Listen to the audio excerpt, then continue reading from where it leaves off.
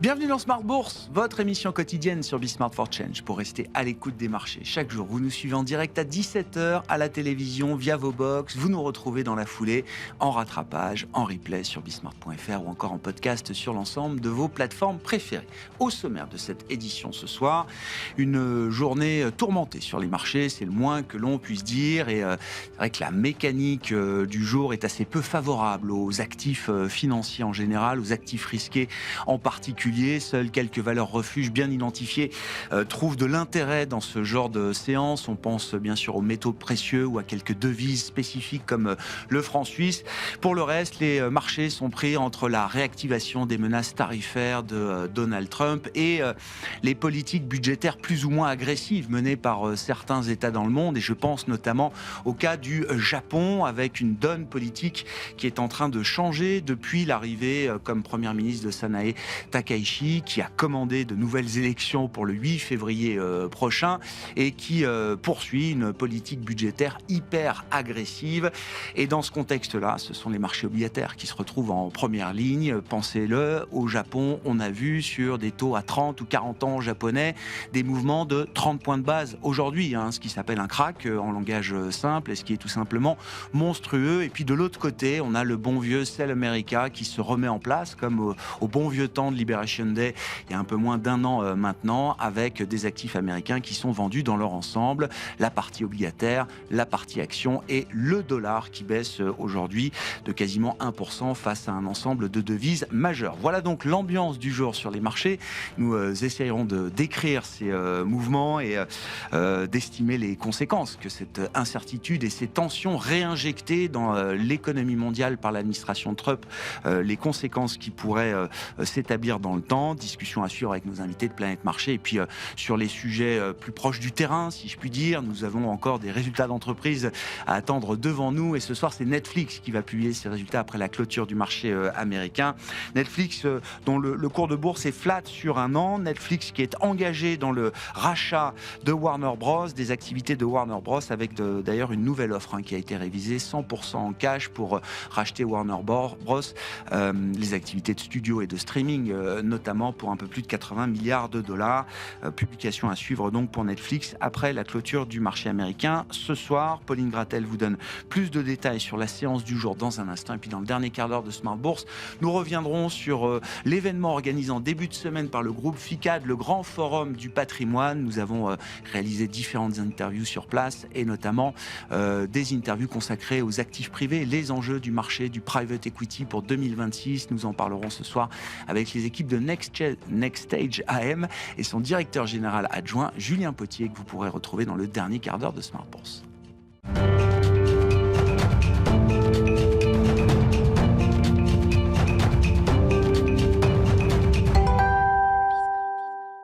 Tendance, mon ami. Chaque soir en ouverture de Smart Bourse, nous retrouvons Pauline Gratel qui vous apporte les infos clés du jour sur les marchés. Bonsoir Pauline. Bonsoir. Les menaces tarifaires réactivées par Donald Trump pèsent donc sur l'ambiance générale des marchés globaux aujourd'hui. Oui, on en parlait hier. Trump veut le Groenland et menace 8 pays européens, dont la France, de nouveaux droits de douane si le Groenland n'est pas intégralement vendu aux États-Unis. Et les tensions entre la France et les États-Unis sont montées d'un cran. Trump menace de surtaxe de 200% sur les vins et champagnes après qu'Emmanuel Macron a refusé de rejoindre son Conseil de la paix. Emmanuel Macron qui s'est exprimé aujourd'hui à Davos à l'ouverture du Forum économique mondial. Oui, le président français dénonce une concurrence de plus en plus ardue des États-Unis visant à affaiblir l'Europe. Une Europe qui dispose, selon lui, d'outils très puissants en matière commerciale et qu'elle se doit d'utiliser si les règles du jeu ne sont pas respectées, faisant allusion à l'instrument anti-coercition jamais utilisé jusqu'alors. Les tensions s'intensifient. Quels sont les impacts sur les grands marchés globaux, à commencer par les indices actions, Pauline? En Europe, les grands indices cèdent encore tous plus de 1% aujourd'hui. En France, le CAC 40 est au plus bas depuis 2 mois pour une 7e séance dans le rouge consécutive. L'indice parisien recule de 1,5%, retombant autour de 8000 points. Aux États-Unis, les investisseurs reprennent du service après un jour férié. Les indices sont ouverts en repli, tous de plus de 1,5%, et l'indice VIX s'envole à nouveau de 30%. L'Asie a connu une séance compliquée également. Oui, au Japon, le Nikkei et le Topix sont clôturés en repli de 1%. Les rendements japonais s'envolent à des niveaux records face aux promesses électorales de Sanae Takaichi. Le 10 ans prend 10 points de base autour de 2,35%, mais c'est surtout la partie super longue de la courbe qui déraille.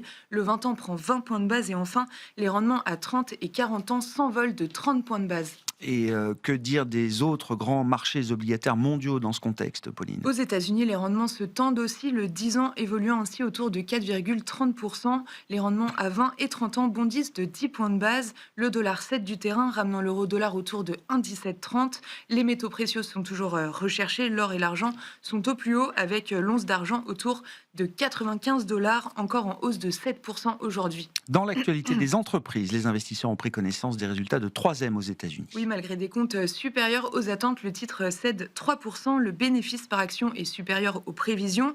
Le chiffre d'affaires s'établit à plus de 6 milliards de dollars, en hausse de 3% sur un an. C'est supérieur également aux attentes. Pour 2026, 3M anticipe une croissance d'environ 4%. Et puis on notera l'envolée de Wise, une fintech britannique de transfert d'argent qui a publié des résultats positifs. Oui, les résultats sont supérieurs aux attentes pour le troisième trimestre. Le titre bondit de plus de 10% à Londres. Wise confirme ses objectifs annuels et les marges bénéficiaires sont revues à la hausse grâce à une forte croissance de la clientèle et des transactions financières plus élevées. Quel sera le programme à l'agenda demain pour les investisseurs, Pauline? Demain, les investisseurs arbitreront les résultats de Netflix et United Airlines publiés ce soir après la clôture des marchés. Côté macro, ils prendront connaissance de l'inflation britannique du mois de décembre, attendue en hausse de 3,3% sur un an. Tendance, mon ami, chaque soir en ouverture de Smart Bourse, Pauline Gratel est avec nous et vous apporte les infos clés du jour sur les marchés.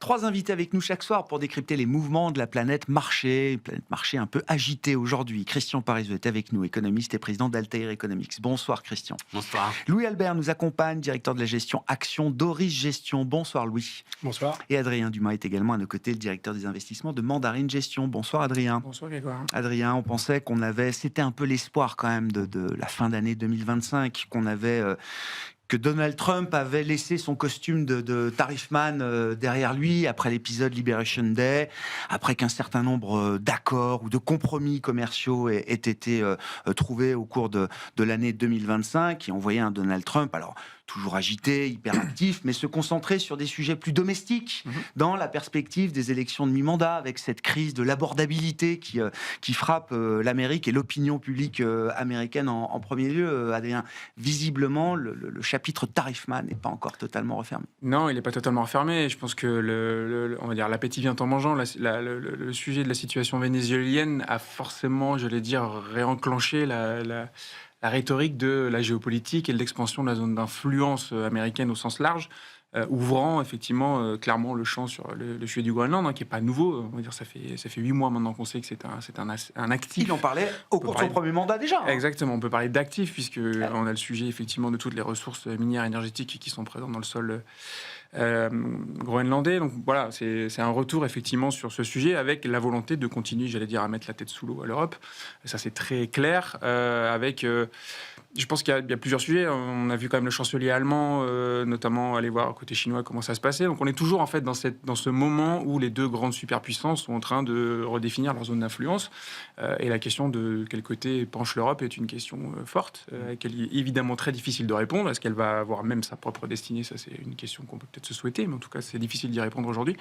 Et donc voilà, il joue sur cette ambiguïté, sur un moment de force où ça peut lui permettre effectivement d'aller plus loin dans ces discussions, dans ces négociations. Bon, et donc pour l'Europe, comme au moment de Liberation Day, il n'y a pas d'autre stratégie que chercher l'apaisement, chercher la désescalade, au prix qu'on verra à un moment, mais à un prix qui se fait contre notre intérêt économique. Ouais, le problème, c'est que pour l'instant, on continue à en payer les prix, parce que si on fait la somme de tout ce qu'on vient de dire là aujourd'hui sur les marchés financiers, l'euro a continué à se renforcer, la compétitivité de l'Europe vient encore de souffrir largement de la situation, notre dépendance énergétique est toujours au plus haut, et je vous rappelle quand même qu'on a signé pour acheter 750 milliards de pétrole et de gaz américains pour les prochaines années. Donc je pense que la question du sursaut qu'on s'était imaginé très positive après Liberation Day, en disant tiens, il y a une vraie volonté en Europe de reconsidérer ensemble ensemble les enjeux de souveraineté et de travailler ensemble pour se préparer à ces deux superpuissances qui veulent dominer le monde. Oui, je pense qu'on se repose la question aujourd'hui. Malheureusement, quand on fait le tour de table, on est peu nombreux à se dire qu'il faut mutualiser nos efforts. Donc, pour l'instant, je ne vois pas de message effectivement très positif de la part de l'Europe sur notre capacité de répondre efficacement. Et donc, l'idée d'aller utiliser des bazookas qu'on n'aurait jamais utilisés, vendre massivement et de manière coordonnée les actifs américains détenus en Europe. Oui. Évidemment, le stock est massif, Oui. donc sur le papier, ça pèse lourd. 40% de la dette européenne, la dette américaine est détenue par les Européens. Ouais. C'est détenu par des privés, donc dans quelle mesure après on va être capable effectivement de déployer ces mesures, de forcer ces banques-là, on est d'accord. Premier élément. Deux, on se dit que ça peut marcher, parce qu'effectivement, quand on regarde après ce qui s'est passé, quand on essaye de regarder, détricoter ce qui a permis à Donald Trump de faire un peu marche arrière au moment du Liberation Day, effectivement, ce mouvement sur le 30 ans a été certainement un point de rupture. 5% sur le 30 ans, exactement, le téléphone rouge sonne. Exactement, donc on s'est dit, c'est peut-être sur cette corde-là qu'il faut qu'on joue pour qu'il fasse marche arrière. Moi, j'ai du mal à imaginer que ce soit aussi très efficace, mais discutons-en. Je suis d'entendre des avis différents. Oui, commentaire sur cette situation. Alors, il y avait plein d'autres sujets prévus et on aura peut-être le temps d'en aborder d'autres. Encore une fois, peut-être plus proche du terrain, de la gestion et des marchés, mais on ne peut pas s'extraire complètement de l'ambiance proposée aujourd'hui par Donald Trump notamment. L'Europe semble un peu démunie à ne pas avoir réagi avant. Et la désescalade, non, la désescalade, elle peut venir que des États-Unis, en fait. Nous, on ne peut que suivre aujourd'hui, on est obligé de réagir. On a vu que Trump agit un peu comme Poutine, il repousse toujours les limites. Et si on ne montre pas une réaction, il va encore les repousser. Donc, on ne sait pas comment, mais il faut trouver une solution. Ouais. Et il faut être très européen en ce moment. Ouais. Bessent dit que c'est le pire, et il redit ce qu'il avait dit le 2 avril, je crois, au moment de Liberation Day. Le pire qu'un pays puisse faire, c'est justement rentrer dans une escalade avec la puissance américaine. C'est le conseil qu'il redonne aujourd'hui à Davos face à tous ceux qui l'écoutent. Mais il y a différents terrains aussi de combat contre les États-Unis. Sur le terrain militaire, oui, c'est clair qu'il ne faut pas y aller. Ça, ils ont la plus grosse armée du monde. Sur le terrain monétaire, ils ont le dollar. Je pense qu'il ne faut pas trop y aller. C'est pour ça que vendre ou faire vendre les actifs américains, je ne suis pas sûr que ce soit la bonne idée. Mais sur le commerce extérieur, on a quand même 450 millions de consommateurs en Europe. J'entends ça depuis 20 ans, Louis. On a probablement des cartes à jouer. Il faut réussir à les jouer. Pour l'instant, on n'a jamais réussi. On est dos au mur. Mettre des tarifs sur les services numériques américains ? On va mettre des tarifs sur les produits Microsoft, Google, Apple ? Mais alors, ce ne serait pas le plus dur. Ah non, mais ce ne serait pas le plus dur parce que le consommateur européen, je pense, peut s'en passer. Peut-être pas en termes de data, mais là, on va toucher à la souveraineté aussi.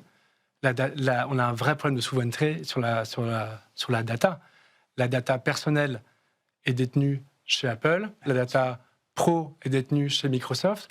En juin dernier, le directeur juridique de Microsoft France a été auditionné par le Sénat et il a dit devant le Sénat, en toute simplicité, que si jamais une décision de justice lui imposait de rapatrier les données, de livrer les données aux États-Unis, il serait obligé de le faire. Bien sûr. Et on bosse tous dans les sociétés, je pense qu'on est tous sur 365, et tout y est. Et non, mais ça fait vraiment peur. Oui. Ça, pour le coup, ça fait vraiment peur. J'ai toujours l'impression que quel que soit le chemin de rétorsion qu'on poursuive en Europe, on arrive assez vite à une impasse. Et on n'en parle pas assez de ce point-là.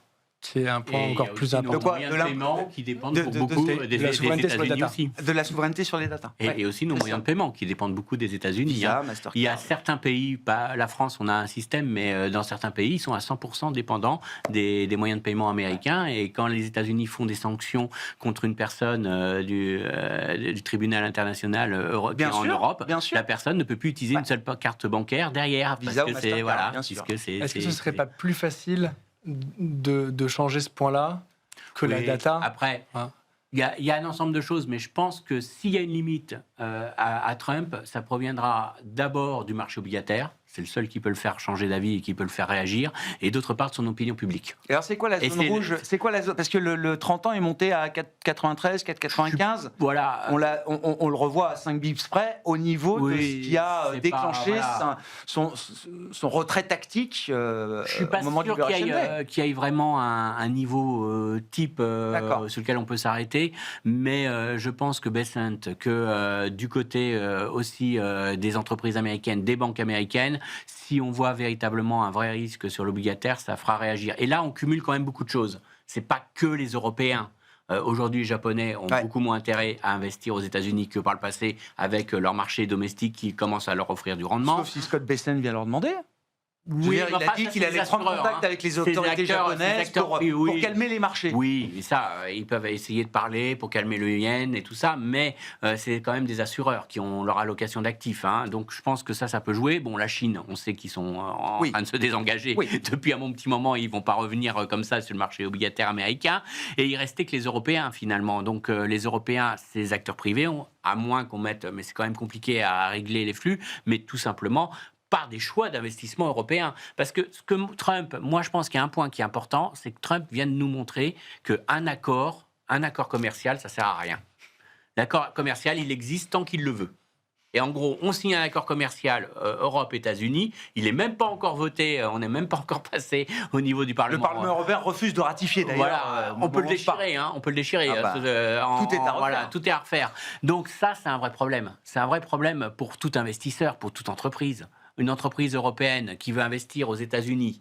Vous avez les Coréens qui ont signé un accord commercial où on leur dit faut vous investissiez aux États-Unis, tout ça, et puis du jour au lendemain on leur dit on peut arrêter vos gars qui sont là-bas parce que l'administration américaine n'est pas contente d'avoir des Coréens qui travaillent là-bas. Donc déjà ça avait fait beaucoup de bruit, ça les avait un peu refroidis, mais en plus vos investissements vous êtes sûr de rien puisque le contrat vaut rien du tout puisque le lendemain peut être déchiré.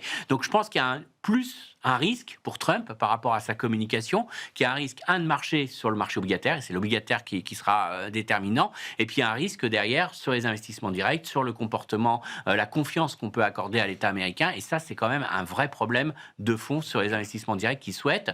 Donc je pense que ça l'appelle, moi à mon avis, s'il y a un risque aujourd'hui, c'est plutôt ce risque-là. Et d'ailleurs, la réaction à Wall Street, la réaction des gérants que j'ai pu lire dans la presse américaine, c'était pour beaucoup de parler du fait qu'on a besoin aussi des capitaux européens et que c'est pas un bon signal. C'est ça qui les inquiète, hein. C'est pas les droits de douane, c'est pas tout ça, c'est pas le Groenland. Et ils savent que s'il y a un risque aujourd'hui de défiance... Des capitaux européens, pour l'instant, il en a. Et il en attire. Il en attire pour l'instant. Mis à part sur le dollar, il y a eu un flux positif continu sur les obligations américaines venant d'Europe et sur les actions américaines venant d'Europe. Je vais dire, on ne peut pas avoir un discours en disant qu'en France, on regrette que la parole du gouvernement ne soit pas maintenue sur les impôts vis-à-vis des entreprises et dire après que du côté des États-Unis, on peut avoir un président américain qui fait des contrats commerciaux, qui les déchire, qui revient et qui revient en arrière. Donc je pense qu'on ne peut pas avoir un double discours là-dessus pour les entreprises. C'est-à-dire que les entreprises ont besoin de stabilité et Trump n'est plus une stabilité et beaucoup d'Américains commencent à revenir. Et dernière chose, n'oubliez pas, mid-term. C'est la thématique centrale. Et ce qui va l'arrêter, parce que les Américains, ils comprennent rien, l'histoire du Groenland. Hein. Ils comprennent rien. Ils veulent pas surtout un seul mort américain pour aller au Groenland. Hein. Donc c'est ça qui les inquiète. Donc ce qui est sûr, c'est l'opinion publique. Et c'est ça qu'il faut regarder à mon avis, l'opinion publique, le marché obligataire. C'est les deux seules choses. Le reste, c'est pour ça que je dis qu'on est un peu étonné de revoir Trump avec ce costume. Oui, voilà, mais parce qu'il a ses idées, il a ses optiques. Mais les seules choses qui peuvent l'arrêter, qui peuvent le faire aller à un, c'est l'opinion publique américaine et le marché obligataire. Pour moi, tout le reste, on est dans l'instabilité. Et puis ce que diront les Européens, il s'en moquera. Au contraire, ça lui fait des sujets de bataille médiatique et de rester au centre des médias. Donc il adore. Ouais. Il adore, au contraire, la réaction de Macron. Je pense que c'est son meilleur ami en termes de communication.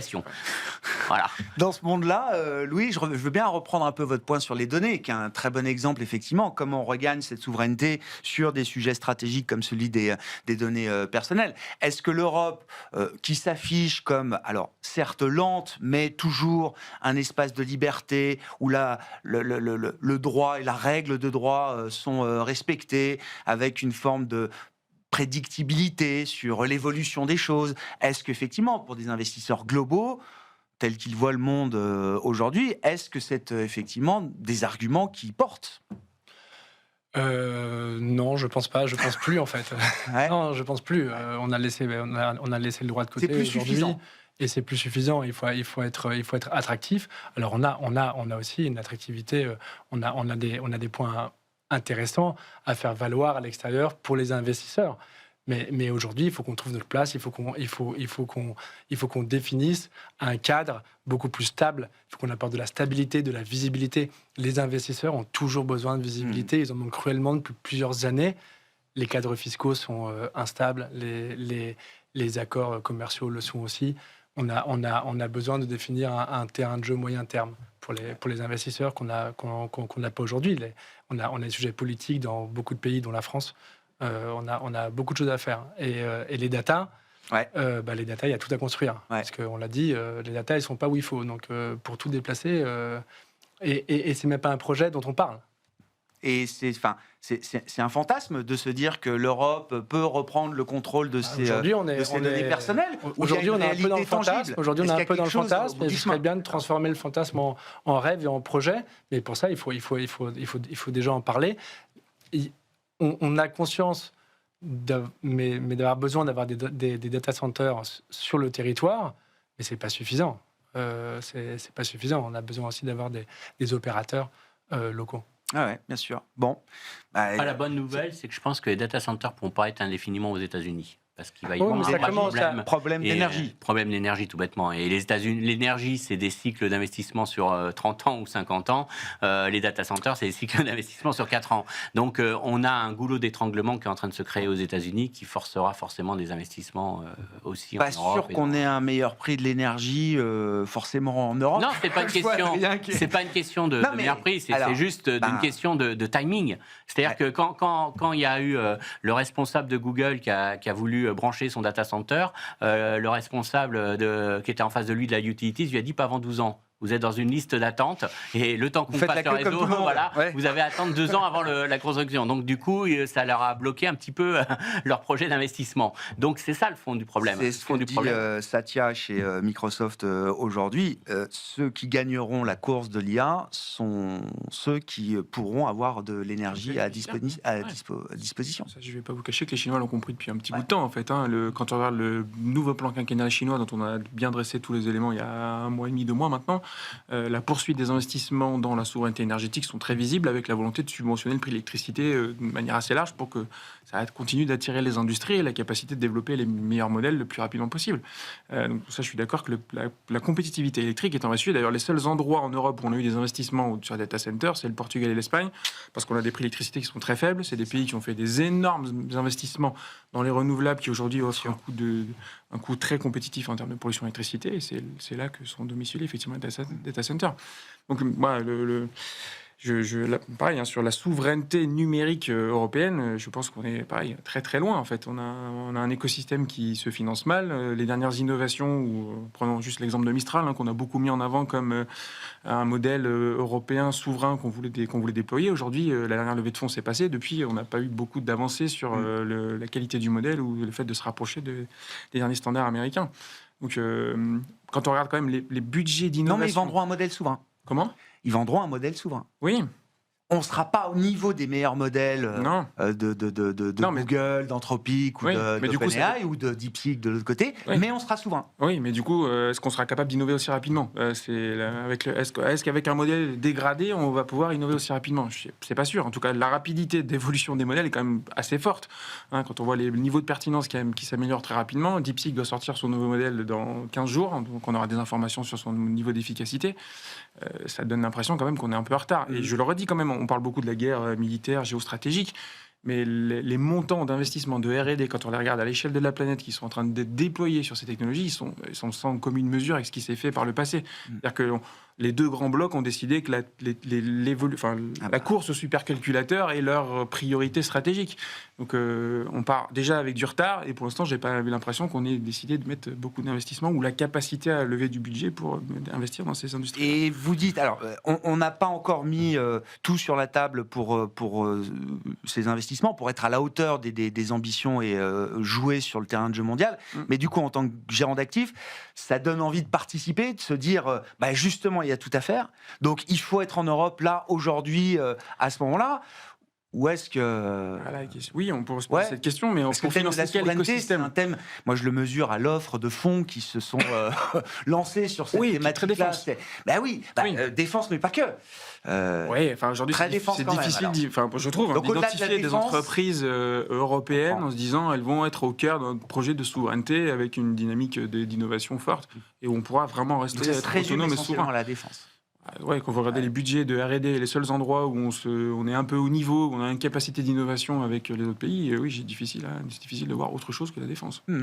Et l'énergie quand même. Oui.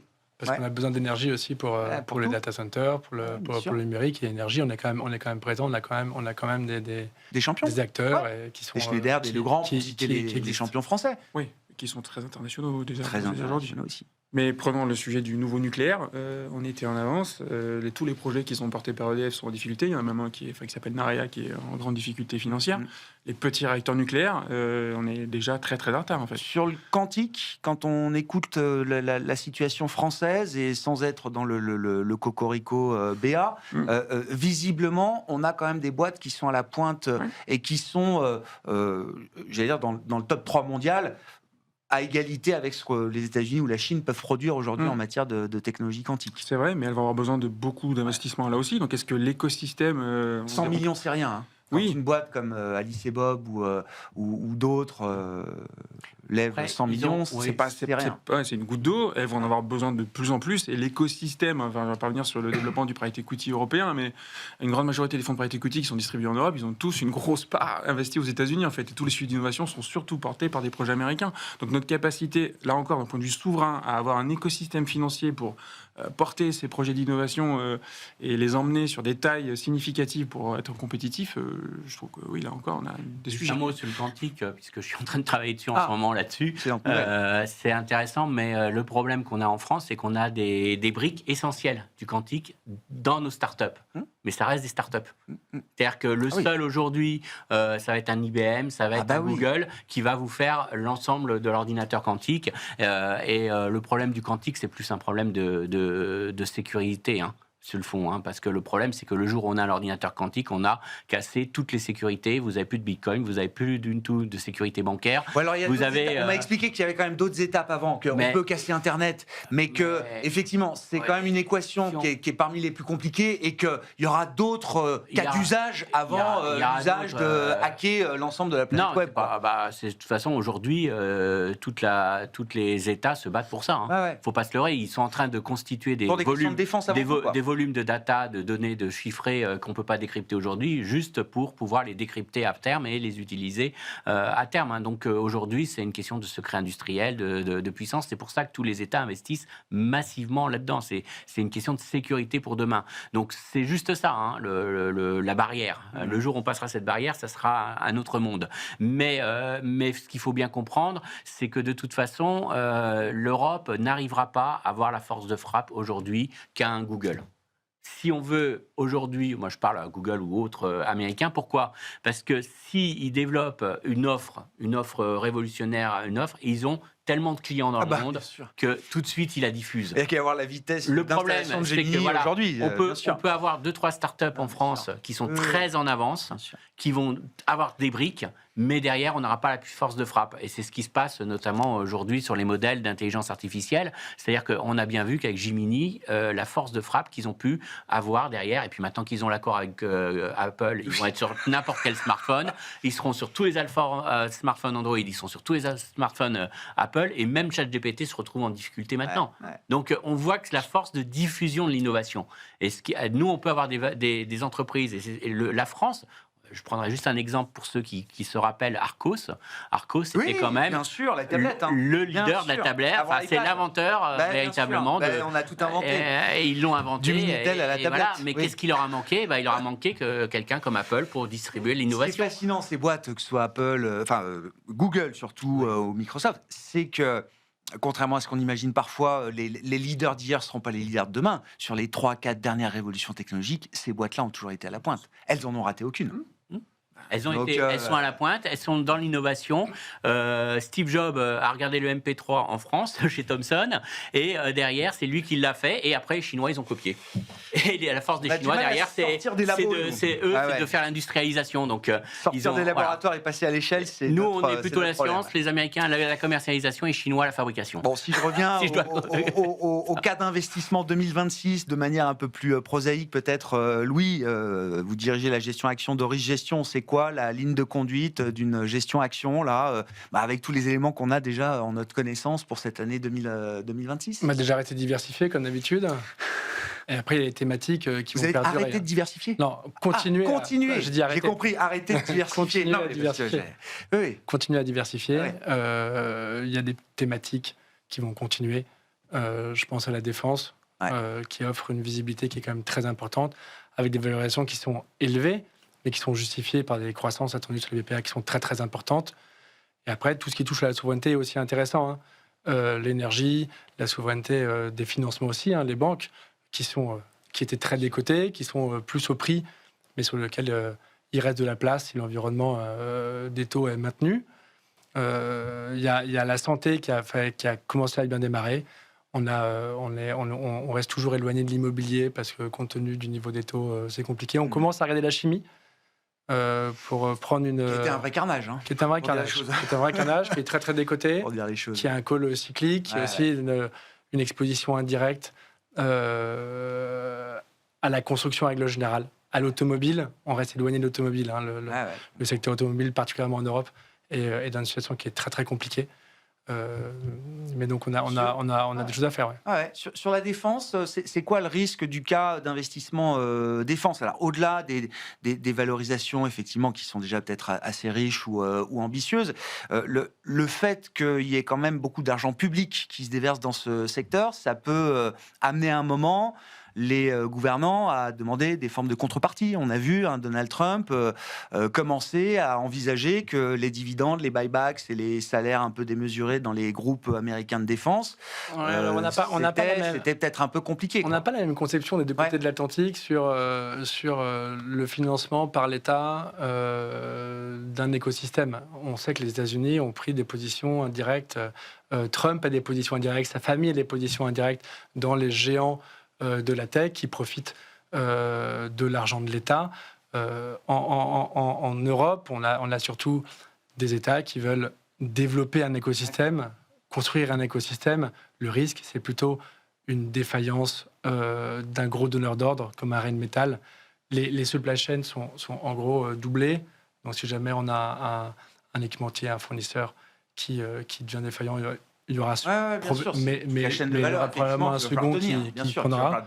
Mais si jamais le donneur d'ordre commence à ralentir, là ça peut... Donc il n'y a pas d'intérêt, même si ces groupes sont nourris par la commande publique, à brider l'allocation de leur cash flow aujourd'hui. L'État aurait surtout intérêt, les États et l'Europe aurait surtout intérêt à faire plus parler les entreprises entre elles, pour pas qu'elles doublent. On a un sujet dans la défense européenne, par exemple, c'est que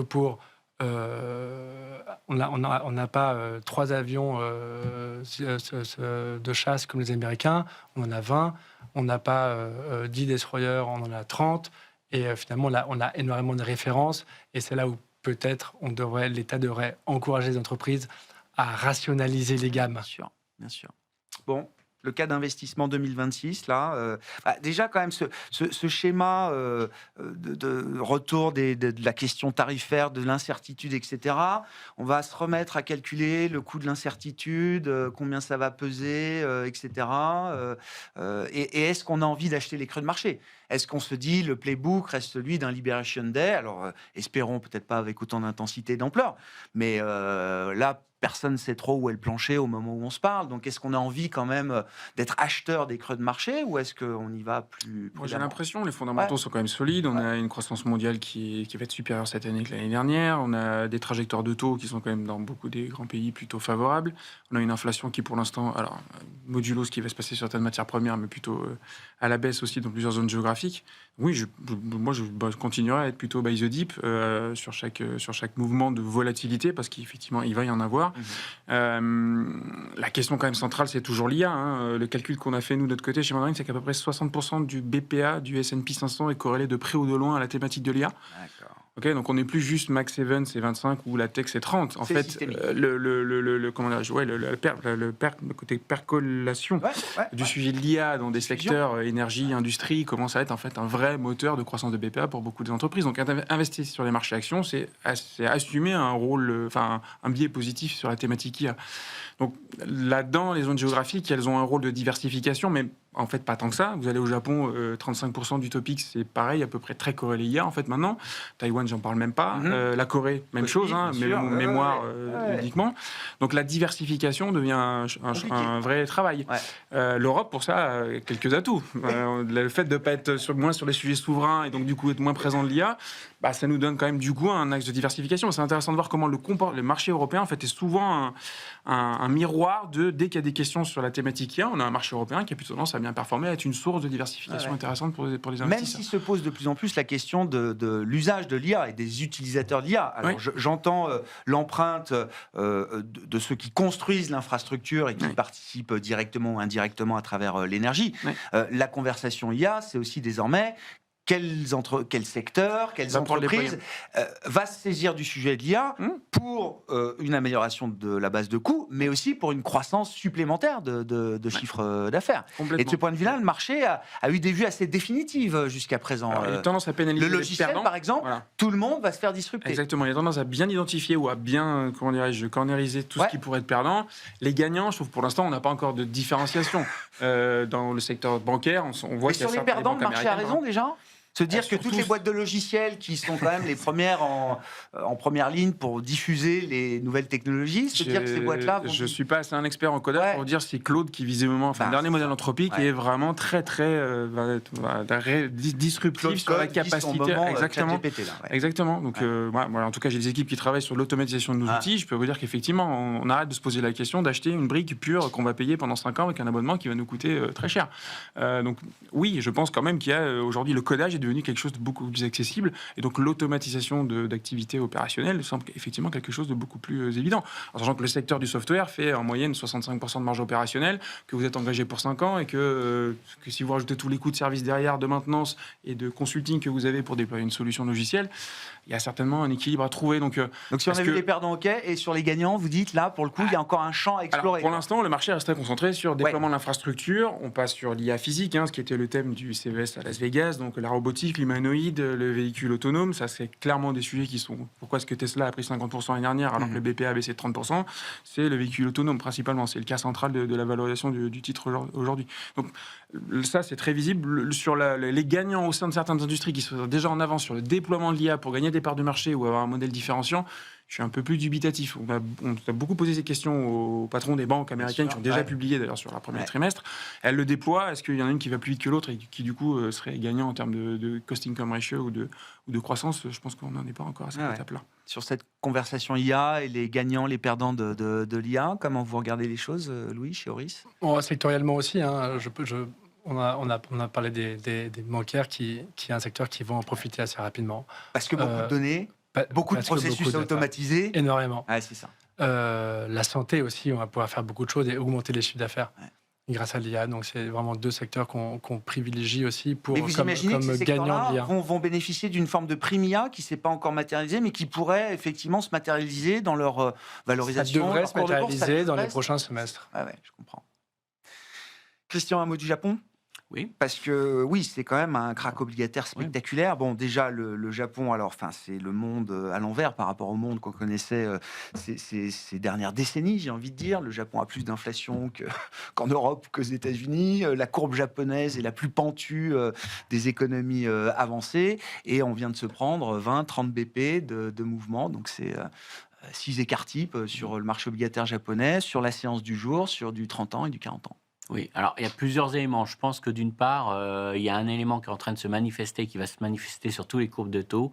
Avec le vieillissement de la population, on n'a plus de demande sur les très longues maturités. Il n'y a plus d'acheteurs stratégiques, systématiques. Pour être honnête, aujourd'hui, ceux qui détiennent le patrimoine, c'est les baby-boomers. C'est eux qui vont partir à la retraite. Ils y arrivent ou ils y sont. Et ils ne vont pas investir sur du 50 ans ou du 30 ans.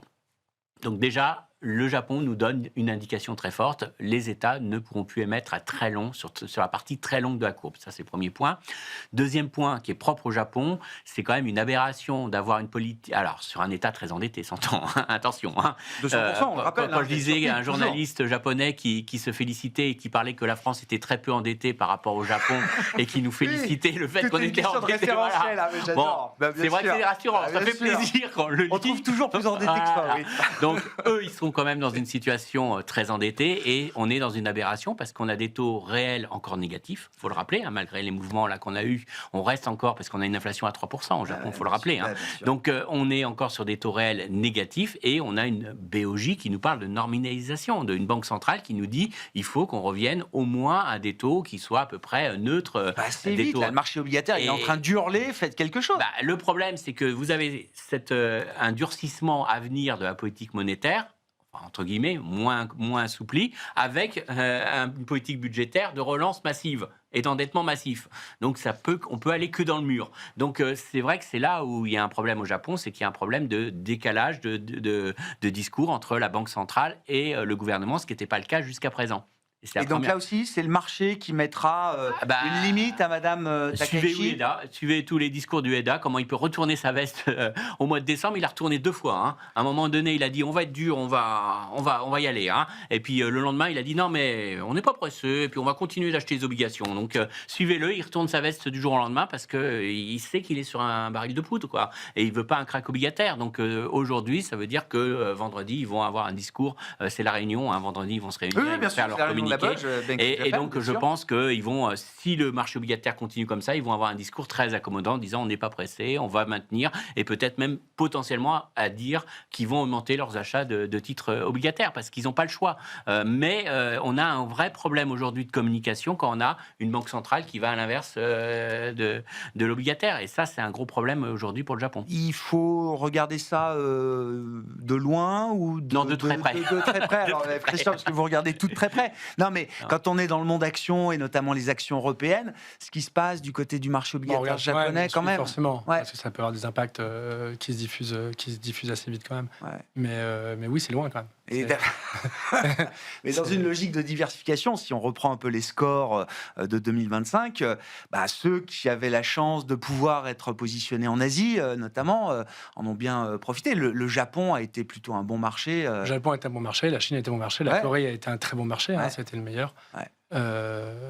Et c'est intéressant de voir que la Corée est un marché qui se paye toujours pas très cher, qui était très très en retard. Ouais. Donc il y a peut-être encore de la place. Oui.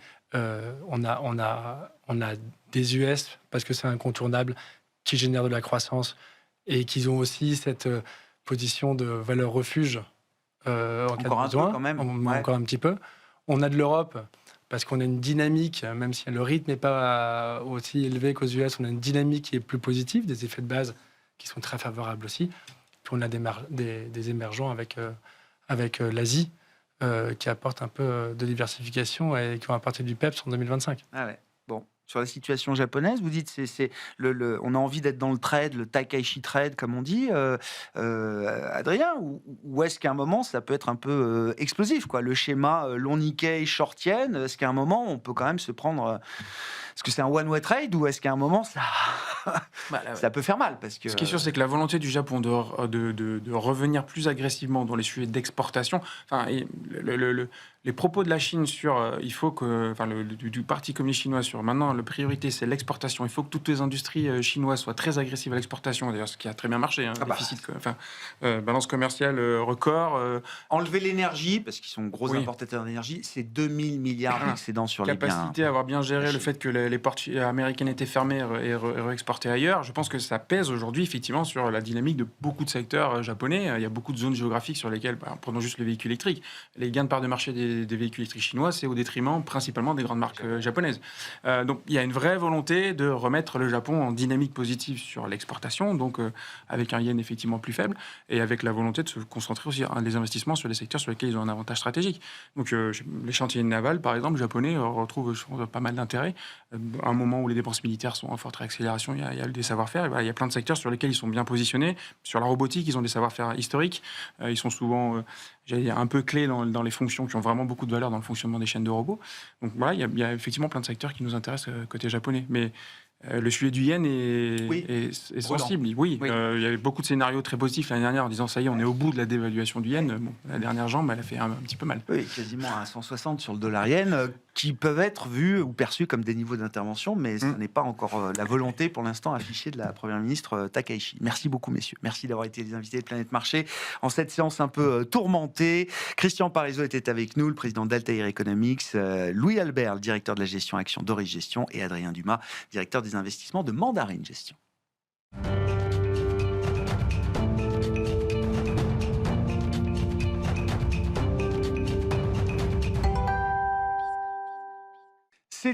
C'est l'événement de début d'année qui marque la rentrée de l'industrie de la gestion de patrimoine, le grand forum du patrimoine organisé en début de cette semaine par le groupe FICAD. Et Smart for Change était évidemment partenaire sur place pour suivre cet événement, l'occasion de rencontrer différents types d'investisseurs et notamment les investisseurs en private equity des équipes de Next Stage Asset Management pour évoquer leurs enjeux et les enjeux du private equity pour 2026. Bonjour Julien Potier.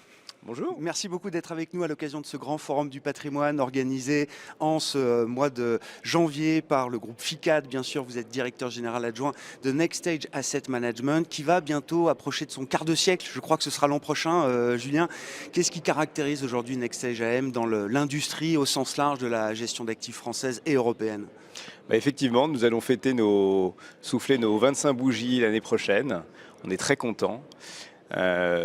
Notre ADN et notre métier originel depuis 25 ans, c'est d'accompagner des entrepreneurs de grand talent à la tête de PME et de TI françaises avec une approche que je qualifierais d'entrepreneur investisseur sur la durée. Et donc, ce sont aujourd'hui plus de 200 entrepreneurs que nous avons accompagnés au travers de véhicules d'investissement qui s'adressent autant aux investisseurs institutionnels qu'aux grands investisseurs privés. Oui, justement, vous faites partie des sociétés d'investissement pionnières dans ce qu'on appelle aujourd'hui la démocratisation des actifs privés, des actifs non cotés et notamment du private equity. C'est quelque chose qui a structuré justement la vie de Next Stage AM depuis ses débuts. Comment est-ce que vous voyez justement cette vague s'accélérer et se structurer aujourd'hui ? Je dirais qu'aujourd'hui, on vit une période qui est exceptionnelle. Pourquoi ? Parce qu'on est précisément au carrefour entre deux besoins. Le besoin de financement des entreprises et le besoin d'un épargnant de faire fluctuer son épargne et surtout de préparer sa retraite. Et nous, chez Next Stage, ça fait plus de 10 ans que nous poussons pour que l'assurance vie, puis ensuite le plan épargne retraite depuis 2019, qui sont finalement les deux outils préférés des Français pour préparer leur retraite, que ces deux outils puissent s'ouvrir à la classe d'actifs du capital investissement. Et évidemment, l'innovation ne vient pas que de nous. Les pouvoirs publics ont beaucoup poussé. Les assureurs également ont accéléré depuis notamment la loi Industrie verte. Donc, les choses vont dans le bon sens. Maintenant, si vous voulez mon avis, je pense qu'on en est encore qu'au début. Et je pense que lorsque l'on regarde les montants collectés en non-cotés par les conseillers de gestion de patrimoine, par les plateformes assureurs, par les banques privées, ces montants restent encore tout à fait raisonnables. Et demain, l'enjeu crucial à titre personnel pour chacun de nous, et notamment pour les jeunes, va être de préparer sa retraite. Un chiffre peut-être, nous on a lancé l'année dernière un baromètre sur le capital investissement et la retraite. Qu'est-ce qu'il en ressort ? Il en ressort que plus de 78% des moins de 35 ans n'ont plus tout à fait confiance en notre système de répartition des retraites. Et donc, il y a vraiment un enjeu crucial, même à titre collectif, de rendre cette épargne des Français plus productive. Je rappelle aujourd'hui qu'on a une épargne qui est extrêmement abondante. On a l'un des taux d'épargne les plus élevés au monde, à 18,7% du revenu disponible des ménages. Maintenant, cette épargne, c'est 6 600 milliards d'euros, 40% rapporte moins d'1% par an. C'est dire l'enjeu crucial du capital investissement pour demain. Et l'horizon de la retraite est un levier puissant d'éducation justement des clients privés, voire particuliers, à cet investissement en capital, cet investissement en private equity, Julien ? Évidemment, parce que lorsque l'on regarde la duration moyenne d'un plan épargne retraite, c'est 24 ans. Donc on est sur de l'actif long. Et donc évidemment, la classe d'actifs capital investissement et notamment les solutions que nous on a développées chez NextEdge au travers de notre véhicule NextEdge Evergreen, qui sont des véhicules très long terme, coïncident parfaitement avec les besoins d'un épargnant pour faire fructuer son épargne et préparer sa retraite. Comment on s'assure alors concrètement du meilleur alignement d'intérêts pour le client final que vous nous décrivez, Julien? Comment on s'adresse déjà à une population différente des clients institutionnels, bien sûr, parfois moins sophistiqués, et aussi peut-être plus jeunes, en l'occurrence, puisque c'est l'horizon de la retraite qui peut faire basculer cette nouvelle clientèle ou ces nouveaux investisseurs dans le monde du private equity. Quelles sont les grandes lignes ou la grande philosophie avec laquelle vous adressez ou vous abordez ce marché des clients privés, Julien? Nous, effectivement, ça fait plus de 10 ans qu'on accompagne cette démocratisation. Et on a été les premiers à lancer nos fonds remploi il y a plus de 10 ans à destination des entrepreneurs qui cédaient leur société. Notre véhicule Evergreen en 2015, qui était le premier véhicule Evergreen de la place dédié au capital développement. Et surtout, notre première unité de compte NextEdge Croissance, qui a été lancée en 2016, pour bien préparer sa retraite, main dans la main avec notre grand partenaire historique AXA.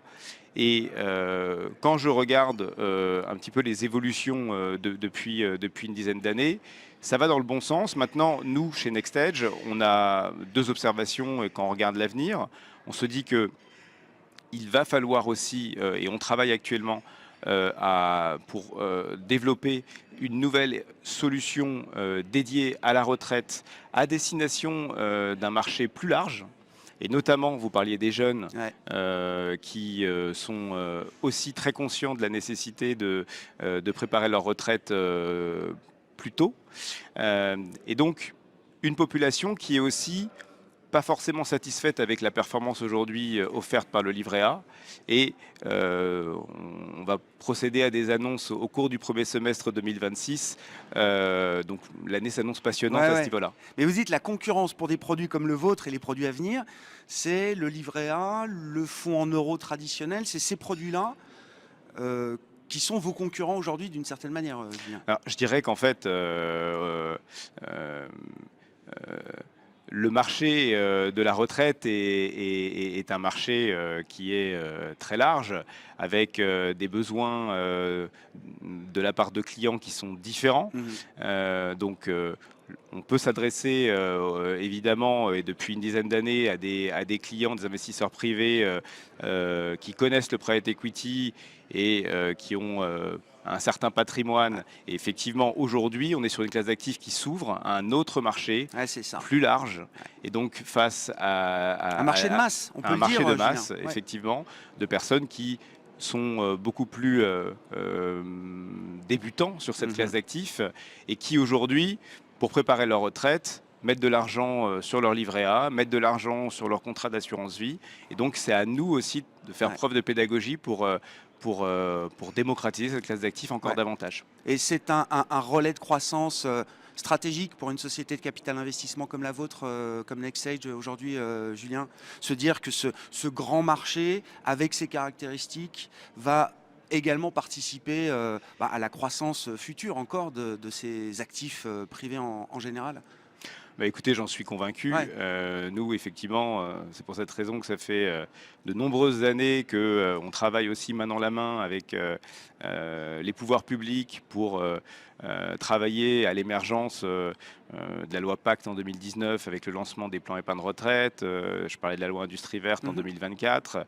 Donc, c'est vraiment inscrit dans notre ADN et on pense qu'on a aujourd'hui encore un potentiel qui n'est qu'à ses débuts sur ce marché. Bon, un potentiel important dans une ambiance que vous qualifiez comment pour le private equity en ce début d'année 2026, Julien?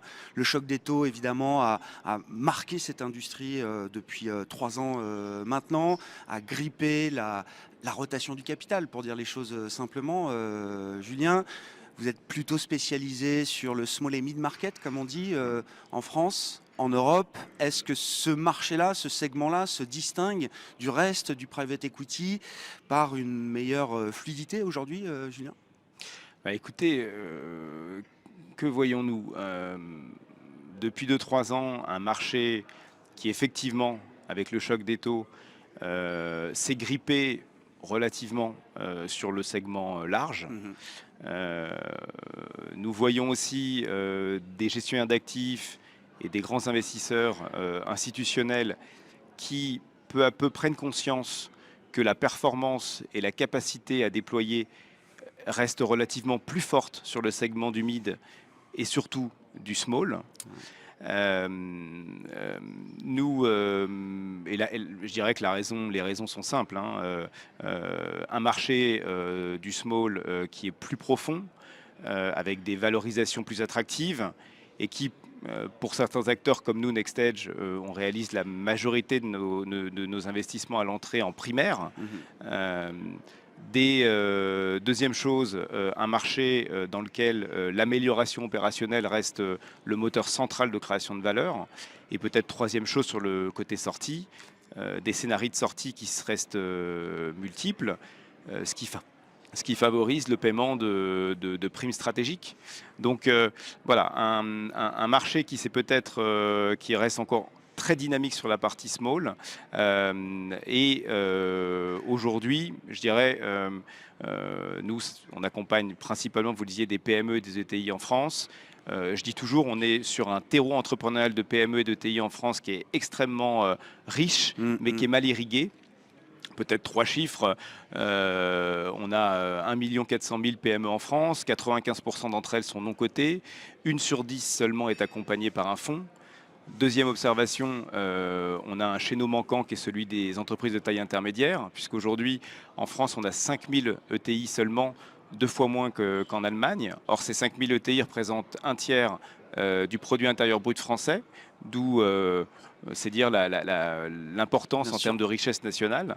Donc, il y a vraiment, de notre part, à tous, une responsabilité commune pour faire éclore des fleurons français demain. Et aussi peut-être, je dirais, une obligation morale vis-à-vis des jeunes générations. Vous parliez des jeunes. Parce que qui crée des emplois en France aujourd'hui, c'est principalement les ETI et les PME. Plus d'1 million d'emplois qui ont été créés entre 2012 et 2022. Donc, voilà. Pour cela, je dirais, il y a 2 ingrédients qui sont nécessaires. Il faut la durée et il faut des fonds propres. Et c'est typiquement nous ce qu'on essaye de fournir avec notre solution NextEdge Evergreen en accompagnement sur la durée de belles sociétés françaises qui ont vocation à devenir des leaders sur leur marché à l'échelle européenne, voire mondiale. Je ne sais pas si vous connaissez notamment notre belle société Adopte Parfum. Oui, bien sûr. Qu'on accompagne depuis 10 ans. Très belle société qui est devenue aujourd'hui le premier acteur du parfum en France en nombre de flacons vendus. Et eh bien, maintenant, on commence à travailler très fortement pour les accompagner à l'international.